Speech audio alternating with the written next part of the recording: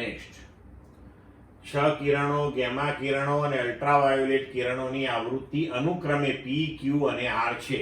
તો A P greater than Q, Q less than R. P greater than Q, Q greater than R. C P less than Q, Q less than R. D P less than Q, Q greater than R. હવે તરંગ લંબાઈ માટે આપણે જાણીએ છીએ કે gamma કિરણોની તરંગ લંબાઈ એ સૌથી ઓછી છે, એના કરતાં મોટી ક્ષ કિરણોની છે અને એના કરતાં અલ્ટ્રાવાયોલેટ કિરણોની છે.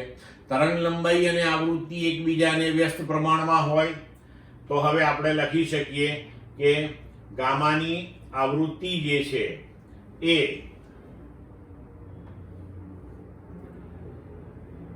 ક્ષ કિરણોની આવૃત્તિ કરતાં મોટી હોય અને તેના કરતાં ક્ષ કિરણોની અલ્ટ્રાવાયોલેટ થી મોટી હોય. તો હવે અહીં આપણે ક્ષ કિરણોની જે છે એને P નામ આપ્યું છે, તો આ ક્ષ કિરણો વાળી P, બરોબર.